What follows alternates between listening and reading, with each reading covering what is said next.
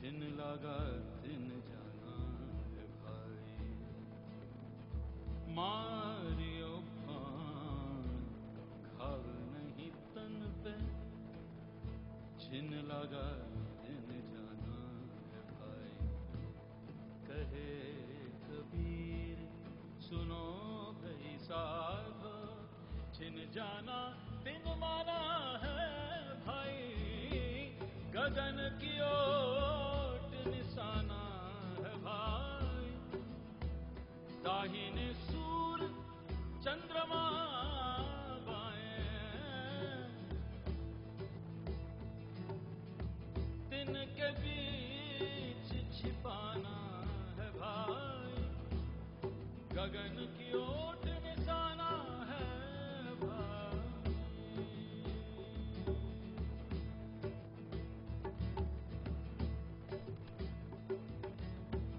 जरा कर जोर सीने पर के, तीर पुरसित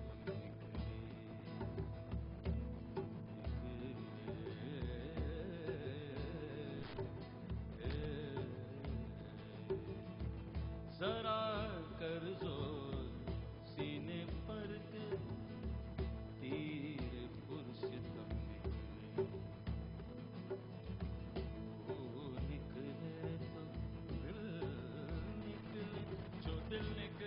तो दम निकले हजारों ख्वाहिशें ऐसी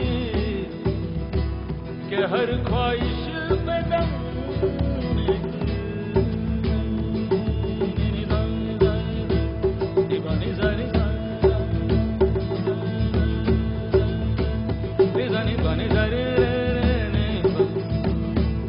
Bani zari ma zari zari zani zani bani bani zari ma bani zari zani ma bani re ma bani zari.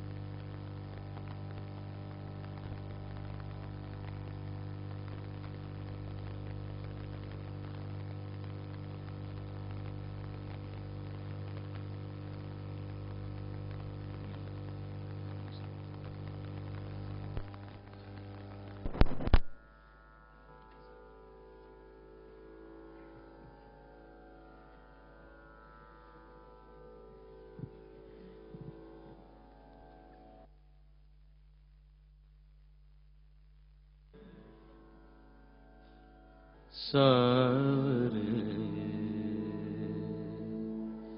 सावरे सावरे,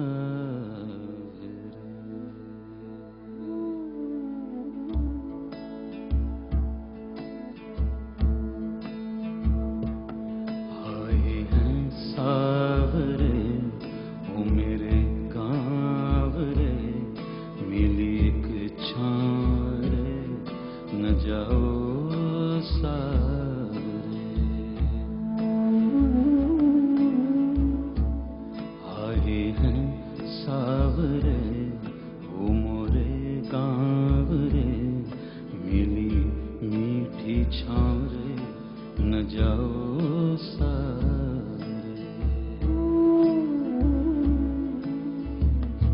आसमान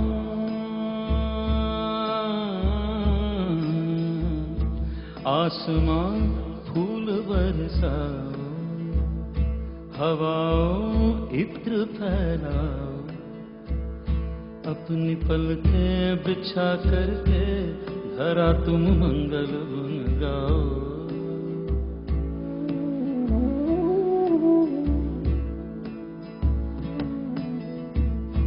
आसमां फूल बरसाओ, हवाओं इत्र फैलाओ, अपनी पलकें बिछा करके धरा तुम मंगल गुन गाओ। पखारूं चरण कमलों को मैं अपने भीगे नैनों से, चरणामृत पान करके धरा तुम धन्य करो।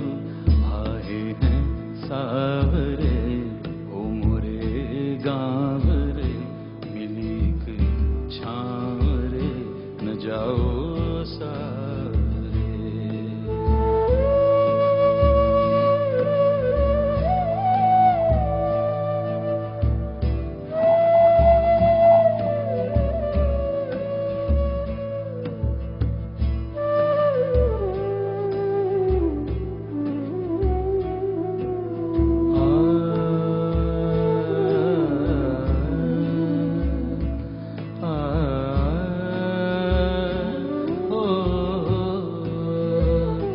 निशा तुम कोमल हस्तों से, निशा तुम कोमल हस्तों से, इन्हें काजल लगा देना। शशि इन भव्य बालों पे चंदन तिलक सजा देना। निशा तुम कोमल हस्तों से, इन्हें काजल लगा देना। शशि इन भव्य बालों में चंदन तिलक सजा देना। मुखड़ाए तेजो मंडित है रवि तू न शर्माना। मुखड़ाए तेजो मंडित है रवि तू न शर्माना। इन्हें जगलाने देना तुम नभ में अपना ठिकाना। आए हैं सावरे मोरे गाँव रे, मिलीक छाँव रे, जाओ सावरे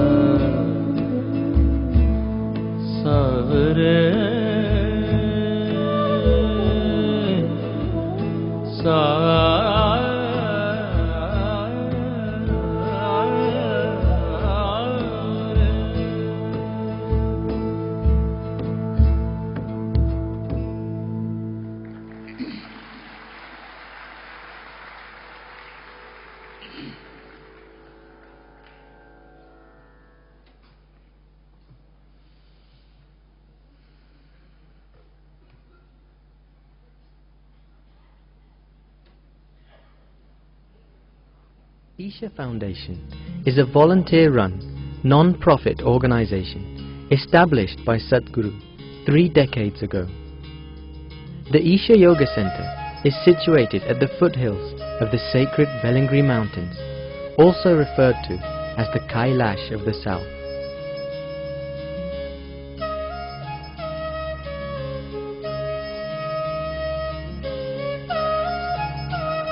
A yogi, spiritual master and humanitarian, Sadhguru works tirelessly towards the physical, mental and spiritual well-being of all. He has also established Isha Institute of Inner Sciences in Tennessee, USA to offer the powerful yogic sciences to the West. The main feature of the Isha Yoga Center is the yogic temple which houses the Dhyana Linga, the distilled essence of yogic science. Just sitting silently within the sphere of the Dhyana Linga is enough to make even those unaware of meditation reach deep states of meditativeness. Linga Bhairavi is an exuberant form of the divine feminine, fierce and compassionate at once, promoting health, prosperity and spiritual well-being. The Tirthakund is a sacred healing pool, energized by a consecrated Rasalinga made of solidified mercury, which prepares one's body to receive the energies of the Dhyana Linga. Also located at the Yoga Center is the Isha Rejuvenation Center, affording an array of programs which restore vibrancy and perfect balance to one's life energies. Isha Home School, set in the tranquil surroundings adjacent to the Isha Yoga Center, provides innovative, high-quality education in a home-like environment.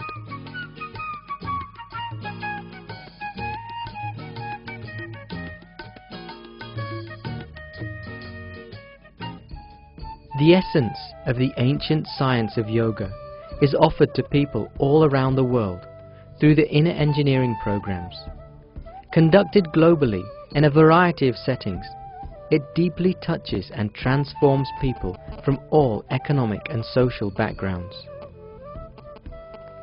Driven by a sense of oneness, love, and a deep longing to reach out and share, various outreach projects have been launched. Action for Rural Rejuvenation is aimed towards uplifting rural communities, promoting health, well-being, and social bonding beyond caste, religion, and economic status.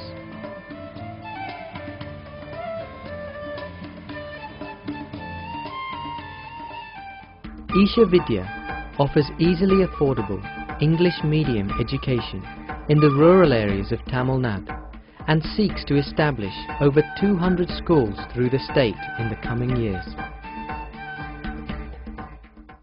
Project Green Hands is a massive public reforestation program driven by volunteers across the state, aiming to plant 114 million trees in Tamil Nadu. Guinness World Record for planting 850,000 trees in a single day. Planted over 14 million trees. Awarded the Paryavaran Puraskar Award by the Indian government. Won the Sports for the Environment Award at the Beyond Sports Summit in Chicago. Isha Foundation has a special consultative status with the Economic and Social Council of the United Nations. Sadhguru speaks in various international forums, including the World Economic Forum, and works with the world's preeminent leaders to foster peace and global understanding. His vision and understanding of modern social and economic issues have earned him the reputation of a speaker of international renown.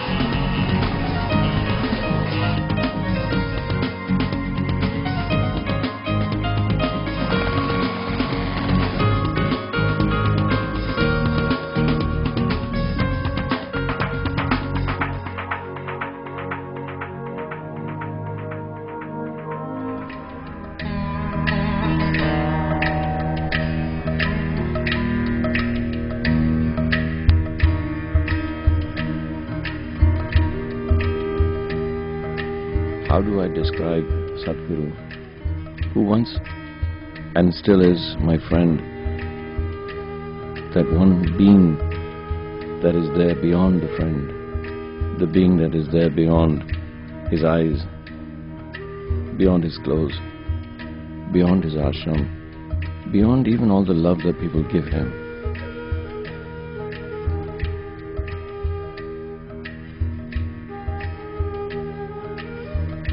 When I walk with him and I hold him, I feel he's a child. I sense a child in him, and all my being says to me, you must protect this vulnerability.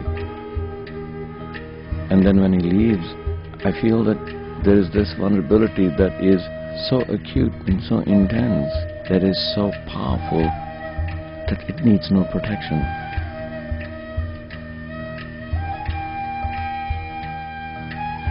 By bearing himself, by giving himself to everybody and everything, and every act of creation around him, and merges with that which is eternal And in that merging, there is no need for protection except in my mind. How do I protect him? So the experience of being with Sadhguru can only be described in one very inadequate, misunderstood word called love. Love not in the form that we all look at it, but love as in complete surrender. Love as in complete compassion. Love as in compassion not for every other being, not for any time, but for every act of creation. When you get into your world, people ask you, is he your guru? And I say, no, that's just a word. Is he your friend? Of course he is, but that's just a word. Beyond statements, beyond love, beyond words, beyond even yearning, there lies somewhere there an access point to something that is eternal.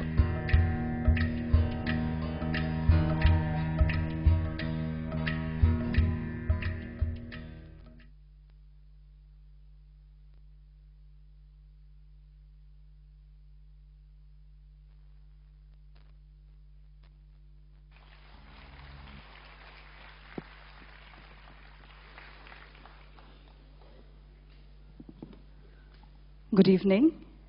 On behalf of Isha Foundation, I would like to welcome all of you, those who are here today in this hall, and also millions of others who are joining us through different parts of the world through the webcast, to a very special evening. This evening we have Anupam Kher engaging Sadhguru in a conversation.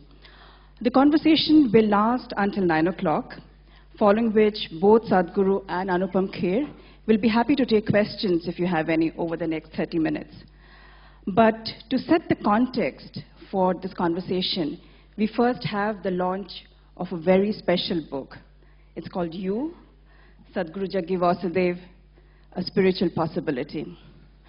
This book has been described as not just inspirational, but what is really possible with the human birth.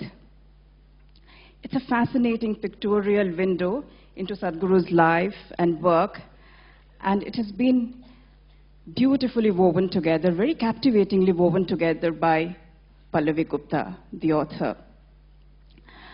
But before that, I would like to share with you what actually went into the making of this book.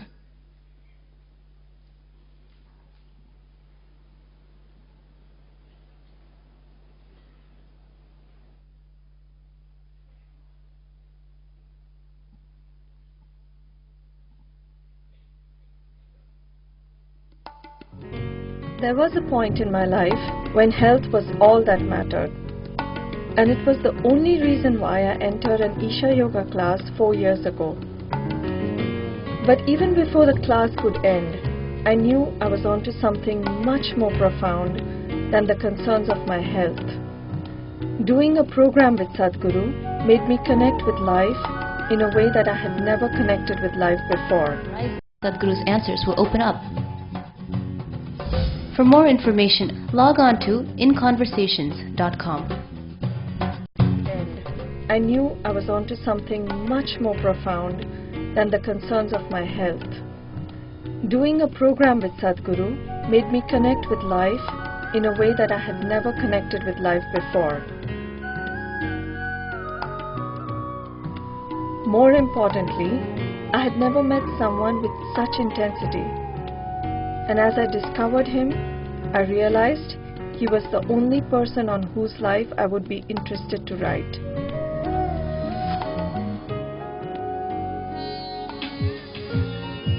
There was no thought of a picture book in mind when I approached Sadhguru to write his biography. He told me I was too late because it was already nearing completion. So I wondered what to do, and he leaned forward and said, there are all these pictures lying in the archives. Why don't you try and do something with them? So I went to the archives and saw these pictures, and it was very clear that there was a potential for a book just waiting to happen. Each picture there spoke 1,000 words of his journey.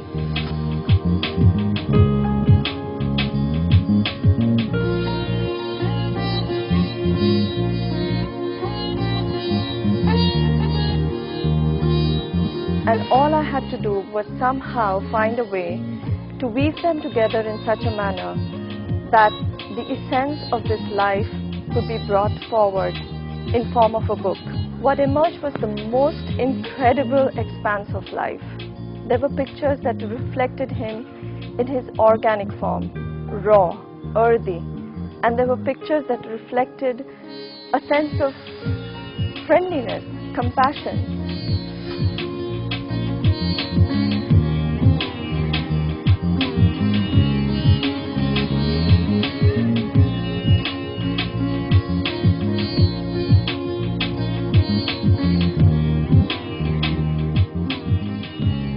Some had him bare, ash-smeared, and others had him draped in elegant silk shawls. Here was a life that could enjoy the luxuries as he immersed himself in a game of golf and also abandon himself to a cave without food or water and dissolve in bliss. I had a fair knowledge of all the 7 chakras as most Indians do, and I could relate all his qualities, whether of stability, passion, balance, love, strength, perception, transcendence, in a neat pattern touching everything he did. So I divide these pictures in their various facets, and as a result, a book formed quite effortlessly, with every page revealing itself as I went along.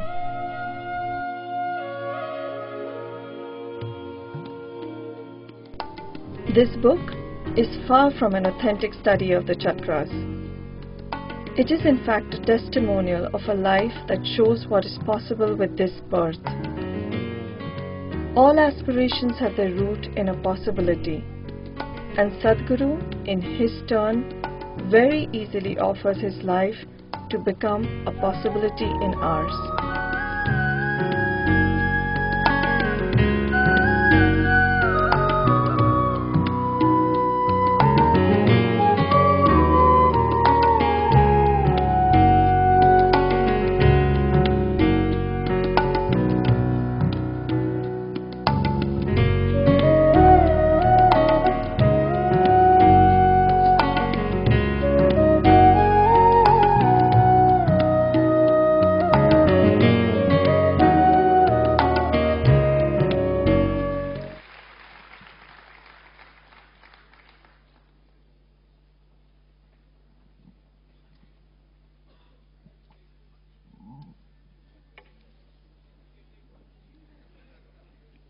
Good evening, everyone. I'm facing such a large audience for the first time, so please bear with me. I met Sadhguru a few years ago, and my life changed so dramatically that it was challenging to keep up with all the changes. He was like this gust of wind that just spun me for 4 years, making me work very hard on my yoga, helping me access the depth of my being, and letting me notice how easy life becomes by one's own personal transformation. It was only 3 weeks ago, when I was surfing on the internet, that I fell upon the word Sadhguru blog at the corner of the Isha Foundation website. And I read these blogs one by one, each one of them, throughout the night. And I realized that there was so much life within his life. So intense was his living that all at once, more trees grow, more children have a better future, more unhealthy access health, more places become consecrated, and definitely more people practice yoga. And that's just on the surface. Sadhguru is not just inspirational. He is a living example of how effective the human birth can be. What he does with his hands, what he does with his ideas, It changes even destinies. Every single day, he leaves this planet in a much, much better way. And that too while looking so good. I have only made a very small attempt to present this living example to the reader through some astonishing pictures and some simple words. They say that the knowledge of what is possible is the beginning of happiness. Here in this book lies what is possible, a possibility, yours and that of a master's. We have chosen the theme of this book to start today's conversation with Sadhguru, and I really can't think of a better person to do this than Anupam Kher. This book is a product of the love of many people. This event is an outcome of the love of so many people. They will always have my gratitude. I bow to them. Thank you very much for being here and enjoy the evening.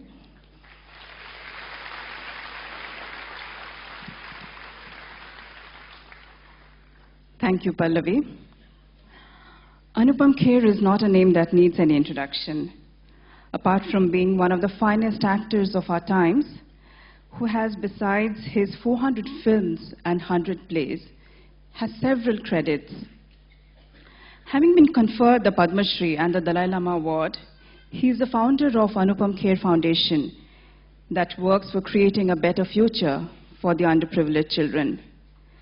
Since the last few years, he's also been invited to some of the finest universities and multinational companies of the world for giving motivational speeches. He's also the chairman of one of India's leading acting schools called Actor Prepares. It is our privilege to have him amongst us today. May I welcome Anupam Kher on stage.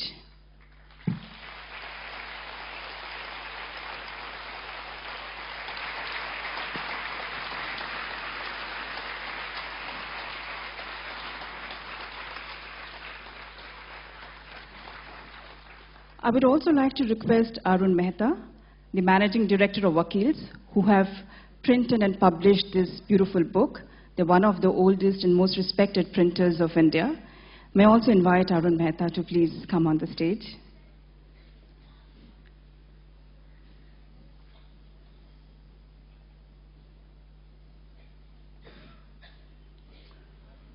Looks like Arun Mehta is probably caught in the traffic jam that's held up many others as well. So, Anupam, you'll have to do the honor of launching the book all by yourself.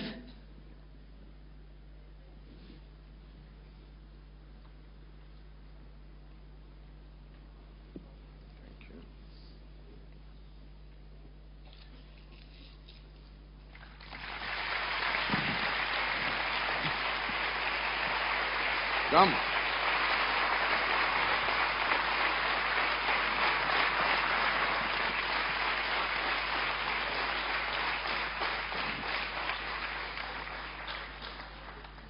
Congratulations.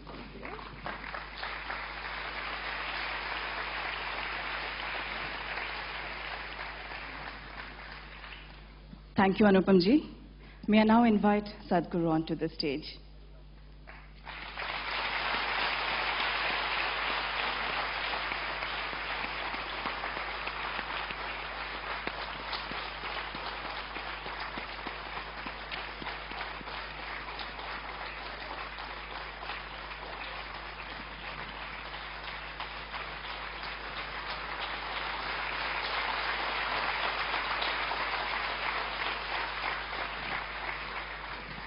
Over to you, Anupam.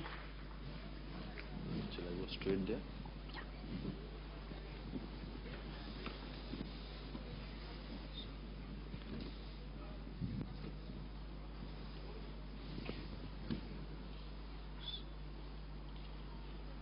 Betty.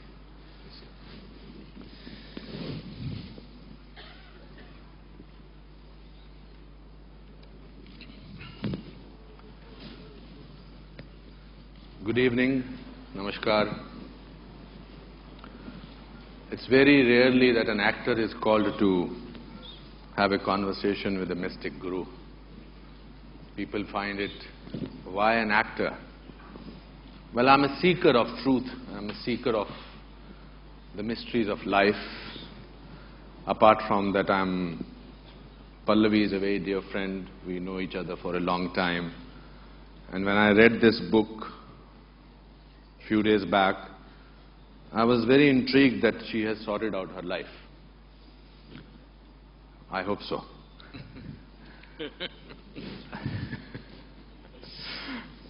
Sadhguru has a very mischievous laughter to that she thinks that she has sorted her life. So before I go further, I would like to read a few lines from her preface, which sort of made me very intrigued about this. It's a 2-page, but I'm reading 3 paragraphs. Sadhguru once asked me if there was anyone who could manage me. Perhaps he asked me this to make me see that some of my tendencies were stubborn and self-harming, in spite of such a glorious exposure to the spiritual dimension of life. I clearly remember wanting to keep quiet, but suddenly in the silence that built inside me, following this question came a realization in the form of an answer, and instead I found myself saying one word, you. For it was he who had managed me in a way that I could think clearly and live without fear. It was he who had managed to make me laugh at myself and make me cry at the stillness of a sky. It was he who had me experience patches of bliss spread into pastures, but most importantly, it was he who had made me go beyond myself through yoga and helped me find in my broken body a tremendous spiritual opportunity. I was driven to write this book as a pictorial testimony to Sadhguru's spiritual possibility in our lives. I have often stopped to question myself if I could even come close to expressing the potential of his extraordinary life in printed pages. But considering the human condition on this planet, I had little choice but to try. After all, if there is one thing that lends complete sense to living, it is a spiritual experience. It is what makes a human seek the truth of life. May these pages lead you to a step closer to it. This is what Pallavi feels. For our overseas people who are watching this on web, this is me, Anupam Kher, in conversation with Sadhguru. I haven't spoken yet. You haven't spoken. And I'm also delaying it because my wife is stuck in the traffic. I have to go back to home with her. And she says, if you start without me, don't come back home. So, and I'm looking for the paper that I had written my questions on. And some money will come out. Okay. You see, I must clarify beforehand that my questions do not need to necessarily make me out to be an intelligent man.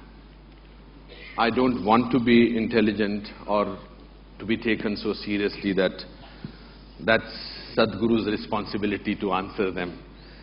My questions will have the curiosity of a child who wants to sort of know, maybe I'm representing all of you. My questions will have sometimes the stupidity of and naivety of a person who is asking a question which may not be of the caliber that the Sadhguru is used to, but I don't mind making a fool of myself as long as I get some answers. You're in a very advantageous position. That is because there can be nothing wrong with a question. Only answers are a problem. Okay.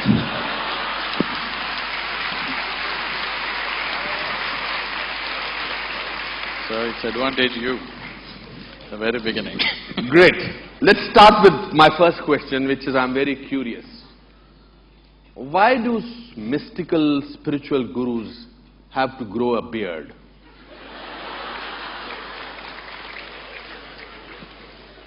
Well, just because you lost your hair.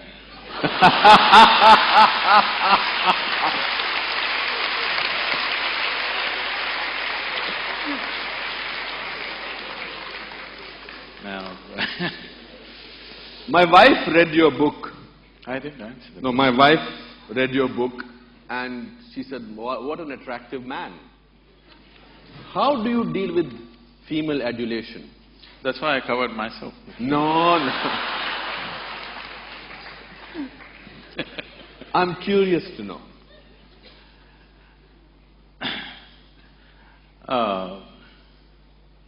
The thing is, this is a very human ailment that all the time we have to recognize people by their gender. No other creature has this problem. All other creatures on the planet, when their hormones rise, they know who is female, who is male. Otherwise, they're just there. Human beings have got this ailment. 24 hours, 365 days, they can't think of anything other than body parts. So I don't see any females or males, I just see wonderful people, so I have no issues. Okay.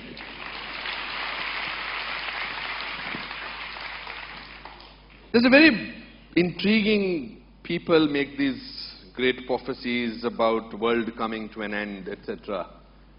Will the world come to an end in 2012? So all those people who firmly believe that the world is going to come to an end the coming year, what date do they know? We are in September 20… No, do they know what date it will come to? No date mentioned. There was a date mentioned last year. Okay. We've crossed that, thank God. What I would tell them is, we have a lot of work to do. I have lots of work to do. 2013, 1st January, because anyway 2012 the world is going to end. On 2013, 1st January, all your wealth and money and everything, please write it to Isha Foundation, there's work to do.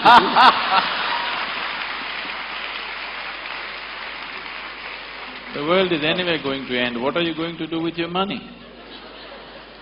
So, for them this is just an entertainment.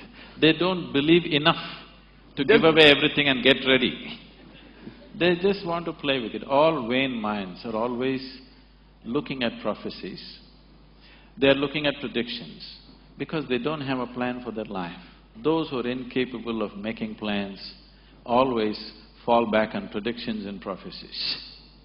Yeah, but I'll just request to give me 2% of that money that goes to your foundation.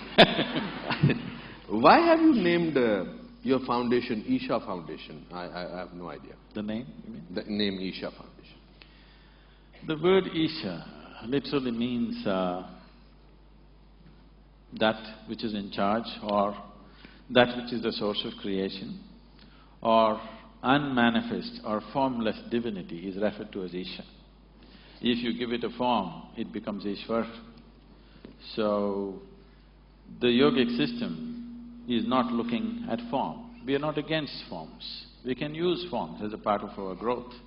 But essentially, the existence, the whole existence, if you look at it, not a single piece of creation, not a single atom in the existence can happen without the hand of the Creator in it.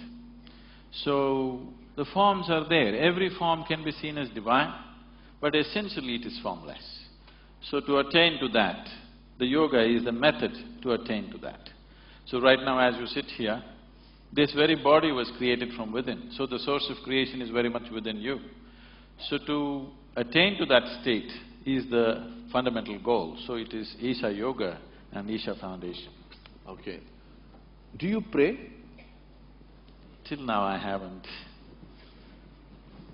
I have So not had the need to pray. Do you believe that there is a God? Let's come to this. Before we handle God, let's handle belief first. Why do you believe something? One believes something because they are not sincere enough to admit that they do not know. There are only two ways to be. Either you know something or you do not know something. But whatever you do not know, when you bullshit yourself, it's called as belief. Instead of simply admitting, I do not know, you want to believe something. Somebody believes there is God, somebody believes there is no God. Both are in the same boat. They think they're different, but both of them are not straight enough to admit that they do not know. What is the problem in seeing what I do not know as I do not know? They have a problem because they do not understand the immensity of I do not know. I do not know is a tremendous possibility. Only if you see I do not know, the possibility of knowing arises within you. If you see I do not know, the longing to know will come. If the longing comes, seeking will come. If seeking comes, the possibility is alive in your life. Everything that you do not know, if you believe, you're destroying the very possibility of knowing. So coming to God, there are various kinds of beliefs across the world.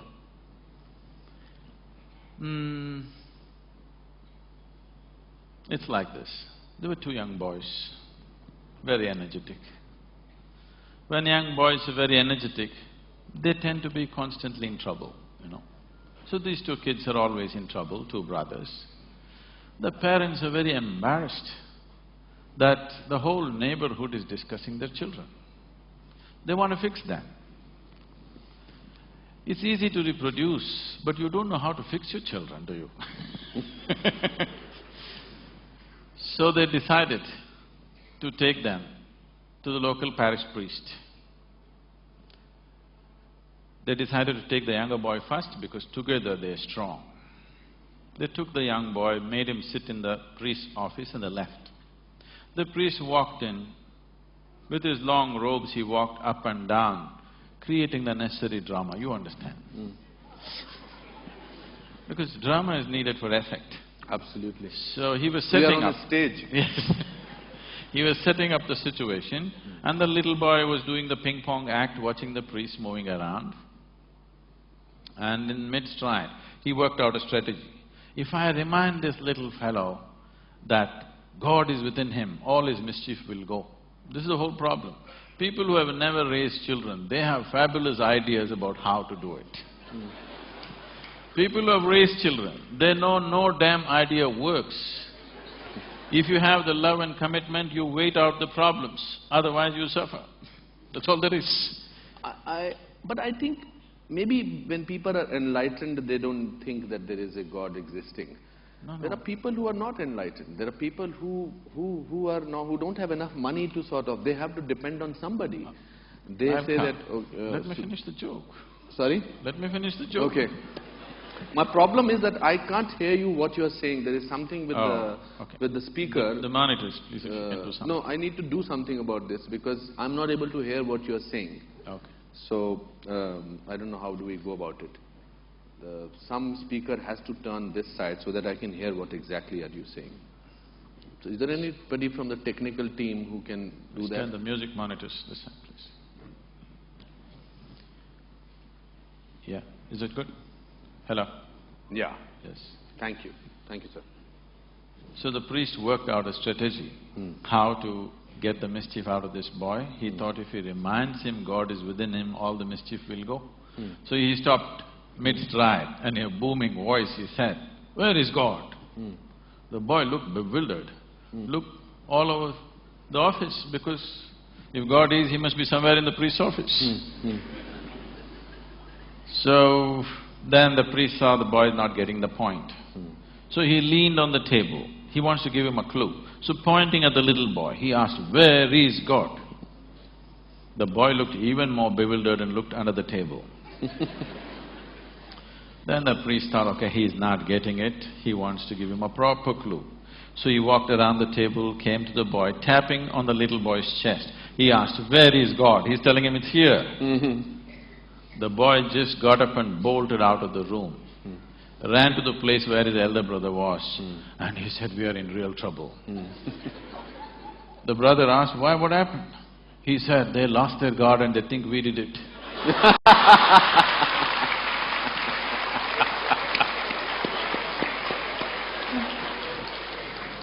So, there are belief systems and belief systems and belief systems. But at the same time, the idea of God is universal. Why this has come is, see, the moment you're born, you look around, there is so much creation. You need an explanation. So you look at your mother thinking if she could have done it, well, she delivered you, but she can't do the planet, you know. You look at your father, he doesn't look like that. You look at many other adults, they don't look like that. So you need an answer. You ask somebody who's little larger than you. Instantly they say, there is somebody up there who is doing all this. But see, we are sitting in a round planet, aren't we? Are we? We're sitting in a round planet, not even in the North Pole, at a certain latitude, and the planet is spinning. If you look up, you obviously look up in the wrong direction. Every time you thought Upar Wala and looked up, you're completely looking in the wrong direction. I don't know how many prayers went to waste like this. But at the same time, there is creation. There is something which is the source of creation. Because we are not able to nail it as to what it is, because we are human, we give it a human form. If we were buffaloes, I'm sure we would have thought it's a big buffalo, for sure. Because we are human, we think it's a big man or a big woman or whatever. So, it is perfectly all right for people to create a god. This is the thing about this culture. Here we have 33 million gods and goddesses. Because this is the only culture which understood God is our making. There's something called as Ishta Devata. You can create your own god today. If you can look at all the existing gods, if you don't like them, you can make your own god. A tree in your garden, a rock in your garden, your mother, your wife, anybody you want, or whatever you want. You like this vessel, you can make this your god. Nobody thinks anything weird about it in this country because we understand this is our making. After all, in every piece of creation, the hand of the Creator is there. Whatever you can relate to, you use that, it's perfectly fine. Yeah, that's why we worship stones. We want No, to… we don't worship stones. We worship the source of creation in the stone, which is a piece of creation. We also want to have the… I don't want to argue on this. So, do you think all our epics, Mahabharata, Ramayana, Shankar, Ram, Sita, they are fake? No, they have a historicity. Okay. There are buildings to prove that they were there. It's still in dispute. The dispute is on means they were definitely there, isn't it? Okay. Kiranji, namaskar.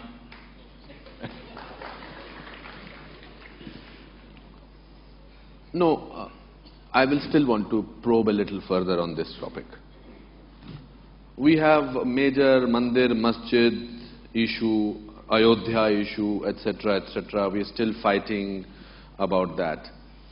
So, why is all that fighting going on? If there is no God, or if there is a I did not belief. say that.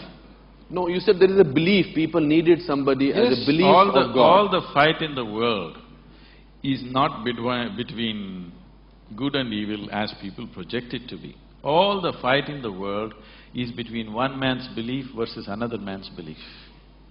If you saw, I really do not know, you wouldn't fight with anybody. Because you believe one thing and somebody believes something else. You're invariably going to fight today or tomorrow. It's just a question if you can manage them for some time. Someday it'll spill out on the street.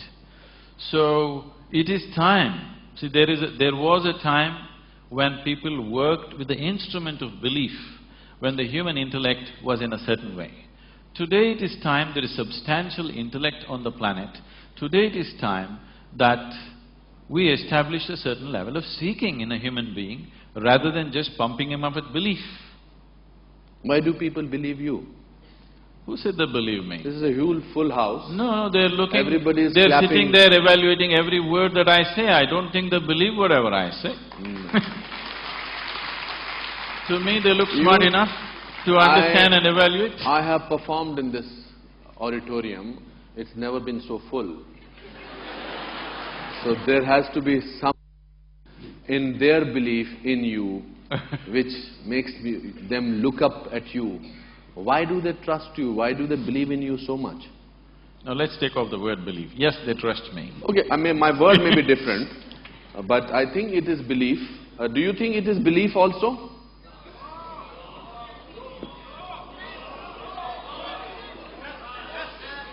Okay, just a minute. Give me some. People who think over here that you have full belief in Sadhguru, raise your hands. There are some people, okay. Okay, Kiranji is also one of them. Do you think that Sadhguru has powers which you don't have? They can't ride a motorcycle like me, I'm sure. What are those powers? What makes you different? What makes you special? What makes Pallavi Gupta writing a book on you and calling it you? What makes her change her life? What makes people over here, so many people I know who will not come to a function like this, they are here and they are here on time. What is it in you that makes you different? Because they know if they don't come on time, I won't let them in. But they dare not do that. So what makes you different? Also, I read in the book that at the age of 9 or 10, you wanted to find out things. You got hold of snakes, you went into the darkness, you went into the cycle and you wanted to see whether the cycle, you fall down from a ditch. Today, if any 10-year-old child will start doing it, he said, I'm going to ape Sadhguru because he did that. I don't think any of the mothers are going to let them do that. So what is it which is so special about you? It is not special. It is just that, there was a time when we were promoting Isha Yoga, we used to print a brochure and it said, ordinary to extraordinary. Okay. So they come day 1, day 2, day 3, and we are teaching them some basic fundamentals of their life that they have missed, for sure. Simple things. And then they asked, Sadhguru, you said you will become extraordinary. We thought we'll become extraordinary or we will become special. I said, I never said you will become special. I said you will become extraordinary. More ordinary than others. Everybody is desperately trying to be special. When you don't try to be special, when you just live as life is, that you don't try to make yourself special, because wanting to be special is coming from a certain an emptiness or a certain inadequacy within a human being. Where is the need to be special? Every human being is unique in his own way. If he tries to be special, he'll only end up aping somebody. He will not be himself. So, when the life is unique, every leaf on the planet is unique, every atom in the existence is unique, where is the need for you to be special? Being unique is better than being special, isn't it? So what is different? It is not a question of something being different, it is just this.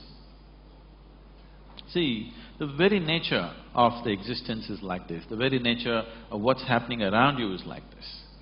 If you convert food, if you convert mud into food, we call this agriculture.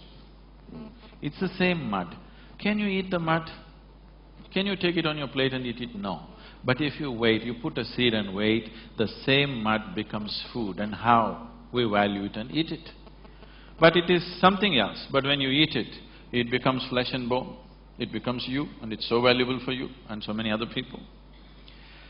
So this is the way of the life. What is filth will become a flower, if only you mature it in the right direction. This flower, its beauty and its fragrance comes from filth. The more filth you put at the root, better the flowers will grow. So, the question is not about what is different, the question is not about what is special, the question is just about, will you allow yourself to mature or will you let yourself just roll in filth? You have not yet answered my question. I feel that it's important for me to know. Yes, right now. What is unique about you?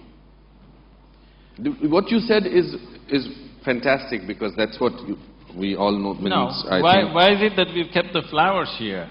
Not a lump of earth, simply because it's the same thing, but it's flowered. That's why you keep it here. That's all with me. So, you do admit that you are special? I'm flowered, not special. Okay, I mean, let's not go by the words. You're waiting, others are still waiting. So, when did you feel that you were different, unique, special, whatever word you want to choose? When did you feel, at what stage of your life you felt that you wanted to share your knowledge with the people? And when did you feel that you want to tell the people that there is something ordinary and there is something extraordinary? See, it's like this. When I was 3.5, 4 years of age, I realized one thing, that I do not know anything. I just do not know anything. To such an extent, if somebody gives me a glass of water, I keep staring at this water for 3-4 hours at a stretch. If I find a leaf, I'm looking at it for 6-7 hours at a stretch. If I sit up in the bed staring at the darkness, I sit like this the whole night. Now, what is happening with me is just this. I do not know what water is. I know that if I drink it, it'll quench my thirst. But even today, do you know what water really is? You do not know. With all this science, have we understood even a single atom of creation in its entirety? We have not. So if I look at the water, I still do not know this, so I did not know how to shift my attention to something else. I would just be stuck with this. In this condition, they sent me to school. Yes, I read that quote about you going to the school. So I went and stared, paying absolute attention to the teachers. The kind of attention nobody would have paid them, total attention. Initially I heard their words, I understood what they were saying. After some time, I realized they were only making sounds, I was making up the meanings in my head. Even now, I'm only making sounds. Because you assume you know English language, you're making up the meanings, isn't it? I am trying to. If if I suddenly speak in Tamil or Telugu or something, I would be just making sounds as far as you're concerned. So once I realized that they're only making sounds, I'm making up the meanings, I stopped making meanings. I just looked at them. Suddenly the whole thing became so amusing, somebody going on making noises. So a big smile spread on my face. They were not amused. So after some time I wouldn't even hear the sounds. I would just see all kinds of, things, reverberations happening around the teacher. After some time I wouldn't even see them. I wouldn't know that they exist, but I would be still staring. So my schooling passed like this. So about 2 years ago, 2.5 years ago, this school where I studied over 4 decades ago, they came to invite me for their 125th anniversary. They were inviting all the prominent alumni of the school. So they came and invited me. I said, see, why me? Because I was not just a not good student, I was not even a student. I only went there when it was really necessary. So they said, no, our school has produced union ministers, our school has produced film stars, our school has produced cricket stars, you are the only mystic, you have to come. So I went. So I went and stood up in the quadrangle to speak the same oppressive buildings, and I looked at this classroom, suddenly this came back to my memory. I was 11 or 12 years of age. As usual, I was paying absolute attention to the teacher, but I don't hear a word of what he says. So teacher is trying to get a response from me. 35-40 minutes he tried very hard. He couldn't get a word out of me because I don't hear what he's saying.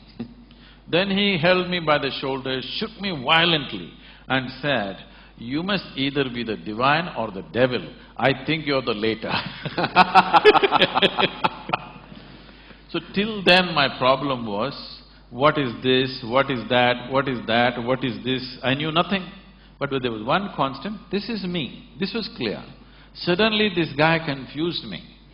Is this divine, is this devil, what the hell is this? So I tried to stare at this. I couldn't, so I closed my eyes and sat. When I just sat there staring, my dear father, being a physician, he started thinking I need psychiatric evaluation. So the moment I closed my eyes and sat, the same people who thought I need psychiatric evaluation started saying he's becoming a yogi. I'm telling you the secret. Okay. I was staring at somebody, they thought I need psychiatric evaluation, I was staring at something or somebody. The moment I start staring at myself, they said he's a yogi. So I started staring at myself with my eyes closed, looking for hours on end, days on end. Then, I got into my youth and so many things happened, finished my university somehow and got into a business, and one afternoon, I come from Mysore, where at least at that time the tradition was like this. If we want to test our motorcycles, we ride up Chamandi Hill. Yes. You've been there? Yes. If you want to trek, we go up Chamandi Hill. If you want to have a party, we go up Chamandi Hill. If you fall in love, we go up Chamandi Hill. If you fall out, you have to go. If you have something to do, you have to go up Chamandi Hill. If you have nothing to do, that's a place. So one afternoon I had nothing to do, so I rode up Chamandi Hill, parked my vehicle there and climbed up to a place. I know this place, the whole hill very, very well. So I sat on a rock, my eyes were open. I did not even close my eyes. Till that moment I always thought, this is me, that is somebody else. I have no issue with that somebody, but this is me, that's somebody else. Suddenly I did not know which is me and which is not me. What was me was just all over the place. The very air that I breathe, the rock that I sit on, the atmosphere around me, just everything was me. I thought this madness lasted for about 5–10 minutes, but when I came back to my normal senses, 4.5 hours had passed. For the very first time in my adult life, tears were flowing. Me and tears were impossible. I looked like this. My shirt is wet, to that extent tears are flowing. I've always been happy and peaceful, that's never been an issue. But every cell in my body was bursting with ecstasy. I did not know what hit me. When I shake my skeptical head and try to figure what's happening, the only thing that my mind could tell me is maybe I'm going off my rocker. The closest friends around me, when I said something is happening to me, look at me, they said, what did you drink? What did you take? This is all they could ask. So, I did not know what I hit. I did not know what happened to me. All I knew is, I have hit a gold mine, I don't want to lose it. So if I sat down, I would be just simply dripping ecstasy like this. To a point, I think it's 2 minutes, 7 hours, 8 hours have gone. Once I sat down like this, and I thought it's 25–30 minutes. And when I opened my eyes, there were garlands around me, people pulling my legs, Indian tradition. And somebody asking how to do his business, somebody asking when his daughters will get married. And I thought, what happened? Where did these people come from? I've been sitting there for 13 days. I thought it's 25–30 minutes. Oh. Because I just lost sense of time. If I sit like this, time just flies off. You must know this, every human being knows this by their experience. See, on a particular day, if you're extremely happy, that day just flies like a moment. Correct, absolutely. If you're depressed, one day flies like an eon. Correct. Isn't it? So if you're absolutely ecstatic, you will see hours and days will slip like moments. You won't know any sense of time. And body will not know, mind will not know. It just…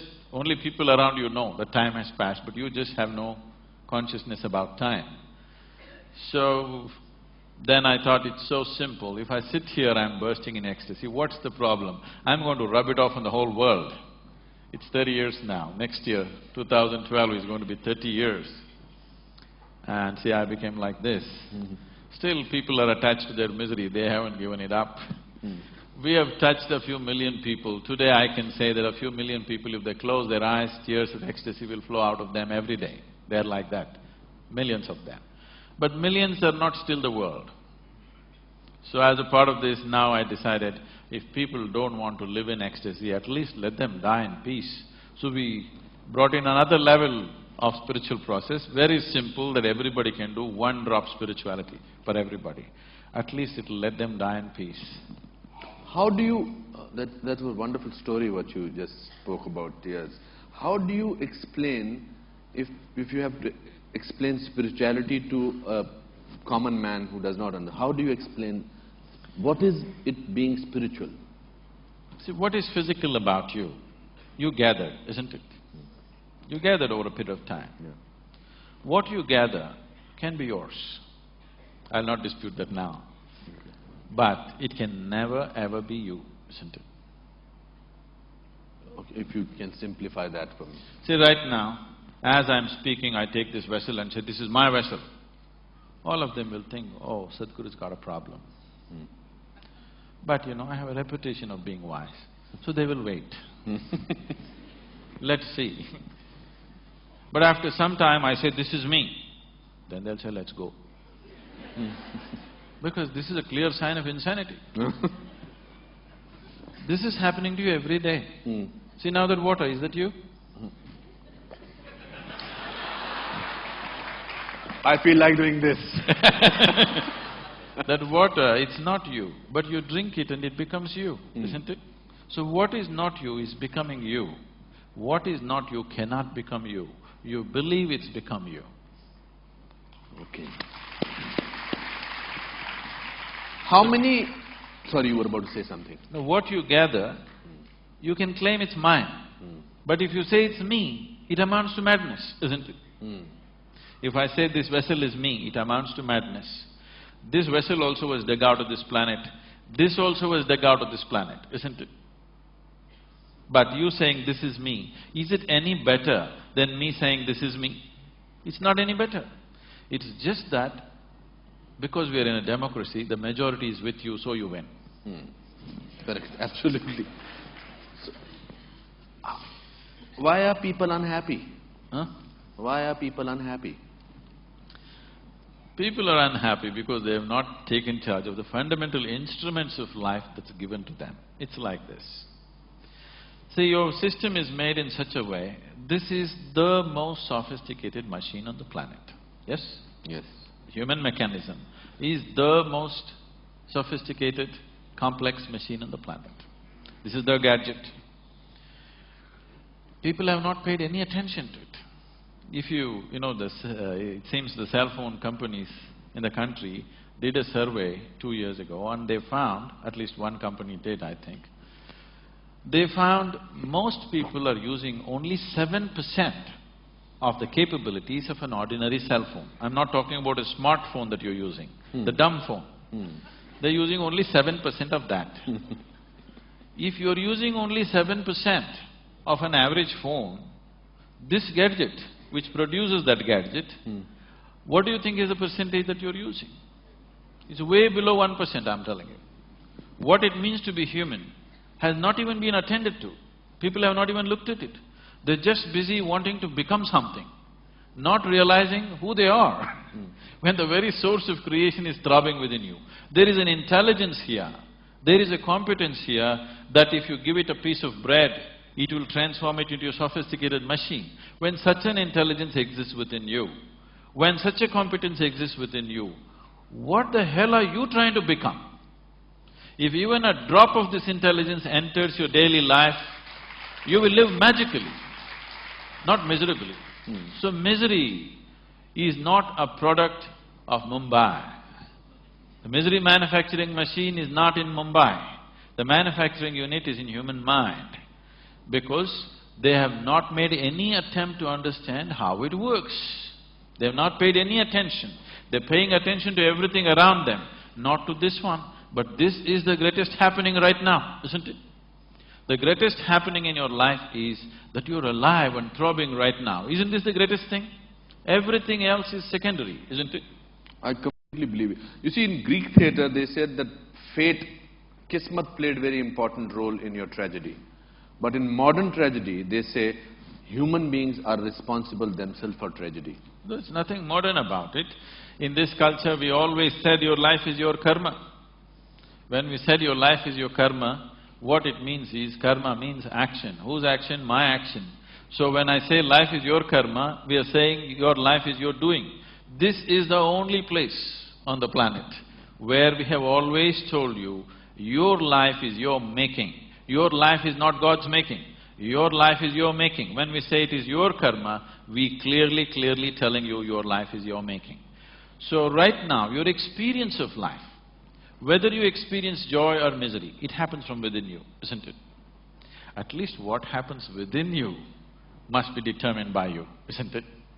What happens around you? Too many people are there. You have to take their help. But what happens within you must be determined by you. If you're miserable, what it means is, even what happens within you is enslaved to something around you. And people think it's normal. It's not normal, it's just insane. Only thing is you gathered numbers. You understand? You gathered numbers. In an asylum, the insane people look right. They're right, isn't it? See, it is all happening from within you. Both misery and joy happening from within you. If it's happening from within you, why is what you want not happening? If what you wanted happened to you, would you choose misery or ecstasy? I'm asking you. For sure. Pleasantness or unpleasantness? At most pleasantness, at least for yourself. What you want for your neighbor may be debatable. What you want for yourself is the highest level of pleasantness, isn't it? If it's not happening, it is not because of this and that.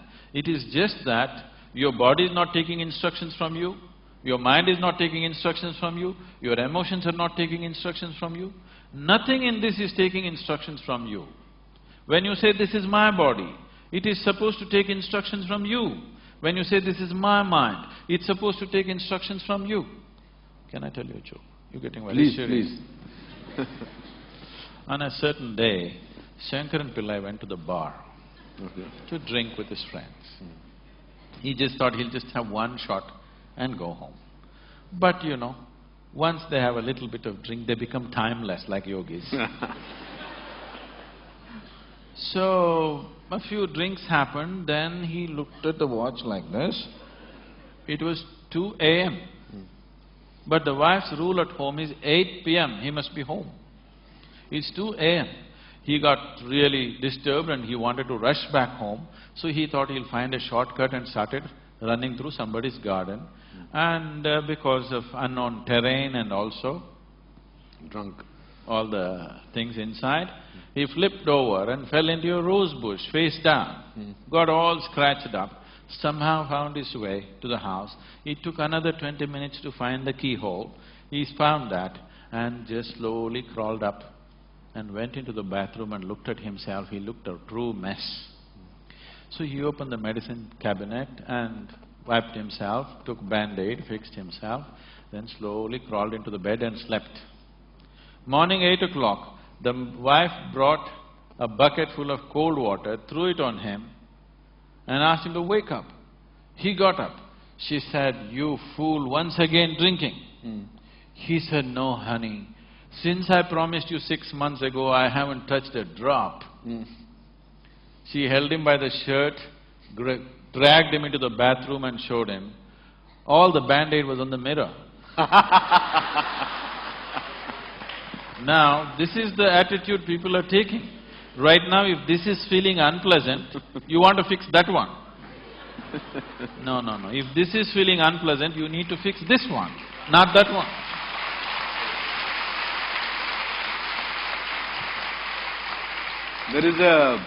There is a beautiful shairi on this, what you narrated just now. I must share it with me. It says that, "Umr bhar yun hi galatiyan karte rahe, umr bhar yun hi galatiyan karte rahe, धूल चेहरे पर लगी थी, हम आईना साफ करते रहे."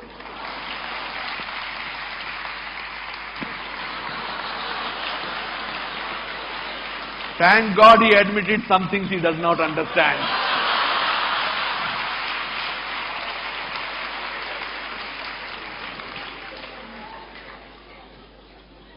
It's the language, not the poetry.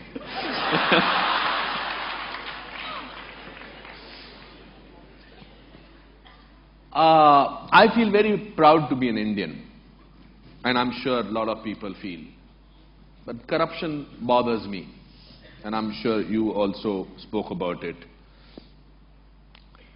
How do you think spirituality can help get rid of corruption to some extent? So let's understand this corruption, because it's a very important thing that everybody understands this properly in its right perspective. rather than reacting against a bunch of people who are in an advantageous position, okay? Why I want you to understand this is because for the first time in the history of independent India, these 64 years, that means 2 generations of people, they have at least 50 to 60% of them have had such a bad deal. Today you and me will talk all this and go home and eat well. Correct. There's a whole bunch of people, almost 400 million people, who cannot do that. So, if we handle the next 5 to 10 years right, we can change that.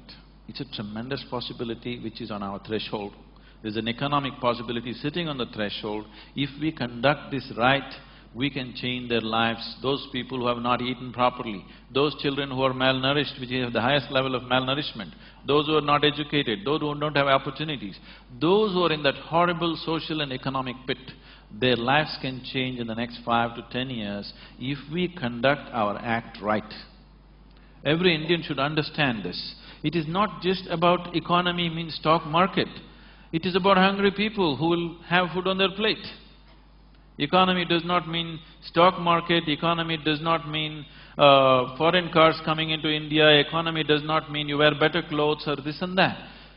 Improving economy means there will be no hungry children in the country, which is something all of us should do something about. And that possibility is being jeopardized. Wherever I go, I speak to various economic and political leaders around the world, everybody says, we want to come to India, India is a big possibility, but the humiliation of corruption, we can't bear it. Because it's not just about money, they're willing to pay a percentage and get the work done, but the humiliation that they put through on a daily basis, which we have gotten used to, they're not willing to go through that. They said, it doesn't matter if we don't do business, but we don't want to come there and go through all that rubbish. So, this possibility is being jeopardized by a handful of people, or it is wrong to say it's a handful of people, it's a nation full of corruption. Correct. Because how many people in Mumbai streets, if there is no policeman, will stop at the red light? I think only 10% will stop. So these 90% are corrupt people. If you make them the chief ministers and prime ministers, you know what they will do? So instead of just calling it by one bad word called corruption, we need to understand, we as a society are trying to move from a feudalistic way of managing our lives to a democratic way. The democratic way has still not sunk into us. Suppose you become the chief minister of this state. Your relatives and your friends will expect that you do something for them. If you become the chief minister and you're very strict and you will not yield to any nepotism, they'll think, what is this? He's my brother, he became chief minister, look at him, he doesn't look at me. He does not understand you're being straight, you're doing something for the country. So I'm saying in our psyche, we are still feudalistic in nature, but we are trying to run a democracy. Democracy will not happen with an active sense of education as to what is democracy, what is the power of democracy, what it means, what is the responsibility of living in a democratic society. This has not been done. We just took democracy from the British and we think if they just put their oath and get their fingers dirty once in 5 years, everything is settled. No, we have not educated people. We are still a feudalistic society acting to be democratic. So, many people, the corrupt people, the very, very corrupt people in the country, I have met them, they're bewildered. Why are people upset? I'm only doing for my family. This is just a little bit of misunderstanding about Einstein's theory of relativity. You know, Einstein said everything is relative. They misunderstood relatives are everything.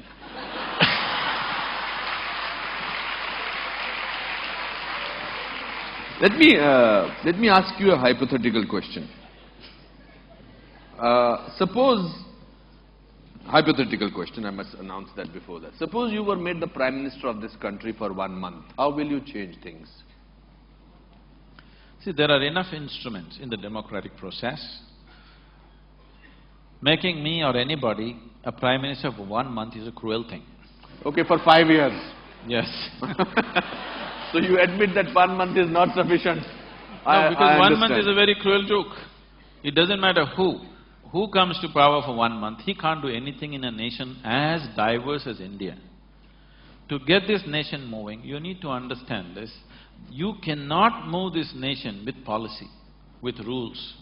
You can only move this nation when anything that you want to achieve in this country, you make it a movement.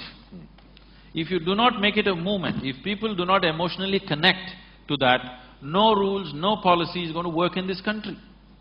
It is only people who have been implanted from somewhere, who have not grown up with Indian people, who do not understand this. They think if you make a rule, everything is going to work. This is not Switzerland. If you announce on the notice board, everybody will follow. Here you have to make a movement out of it. You have to make emotionally… people connect emotionally to what needs to be achieved. If you are not able to do that, nothing is ever going to happen. So, whoever becomes the Prime Minister, I don't want to imagine myself there. Okay. What do you think should be done? It can be very easily done. There are examples of states which are going leaps and bounds ahead. If you saw Bihar just 10 years ago, it was just… I've driven through Bihar just wanting to see what Bihar is. It just looked like Afghanistan, large parts of it. Correct. Today things are happening. Absolutely. Wonderful things are happening. Just one man. Things are happening in Gujarat, just one man. Absolutely. So can't we produce 25 men or women like that in this country for every state? Are we so impotent that we cannot produce 25 human beings with some integrity who will do something straight for this nation? And today you don't have to do much. India is sitting on a boom time. You just have to just manage a few things and let it happen, that's all. You just have to see that economic process do not go out of control. You just have to manage that. You don't have to do anything. It's boom time. The whole world is looking towards you. The only two economies everybody is banking on is right now China and India. India is better equipped because it's a democracy, because all the numbers are scrutinized. But what is in China cannot be scrutinized. So many people are very suspicious and fearful because it's supported by the government. India has a proper corporate structure. India has a reliable stock market which is a reading. Indian market is open. You can study what you want, you know where you're putting your money. So definitely India would be a natural destination for every investor in the world. Only thing is they're afraid of our System. corruption, not the system. They like our system. Our corruption… Corrupt system. System is not corrupt. Corruption. Corruption. The reason… it's the people who are He has manning a way it. of making me say things that he wants me to say. No, the people who are manning it. People who are manning it are the problem. But how do we find them? You mentioned two states. You mentioned Gujarat and you mentioned Bihar. And strangely, they are not the states which we have in the center. So how do we… are we politically corrupt, politically completely bankrupt? How do we do that? No. It is only because common people are not participating in the democratic process. Yes. Participating in the democratic process does not just mean once in 5 years you cast your vote. Most people don't even do that. But I'm saying even if you do that, that is not enough. Democracy is an active sport, it's not a spectator sport. You can't sit back and say, let somebody do democracy. Democracy means you are the boss. You can't sleep on it. You have to be active to everything around you. If you do not bring that consciousness in people, that awareness and activism in people, it'll not work. At the same time, for everything you protest, for everything you call a bandh, for everything, it's our culture. People have understood the technology of how to stop the nation, bandh, hartal. But how to run the nation, it's a different technology. If you want to become a neta tomorrow, you don't have to create anything, do you understand? All you have to do is, I'm sure you have enough fans in Mumbai, take 1,000 people and block the ceiling. It's a new road. That's it. Just block it, you will become a neta. You don't have to build the ceiling to become a neta. If you build, you will be in lots of trouble. If you block it, you are there. I personally feel that I think we are to be blamed for getting the kind of leaders that we get. So you have millions of followers. or whatever you want to call them. I will suddenly say that they are not my followers. You have millions of friends here. Okay? You're treating You me have like millions trouble. of people who like you. Okay. Let's take a promise from them that in the coming elections, all of them will vote. It is not that they have to make a promise, they already are doing it. Nobody misses it. I myself go stand in the line and vote always. No, I'm not going to make it so easy for all of you. I, on behalf of Sadhguru… This crowd is largely your followers. No. This crowd, I have no followers. I have followers on Twitter and there are 4 lakhs of people, which is very good. I have no followers, I don't claim to have followers. I want this and all those millions of people who are watching this in various parts of the world to make one promise on my behalf to Sadhguru that next coming elections, they will all vote. Is that a promise? No, I'm not happy with that. I am happy with that. I'm saying at least once a month in your street, in your region, whatever is the sticking points in your area, in your street, just make a list of that, get a few people together, whoever the councillor, the MLA, call him for a meeting, talk to him what needs to happen. Casting vote once in 5 years is not good enough because you employ somebody and you don't see that he works. That is not… doesn't make sense, isn't it? I grew up in a lower middle class family, small town.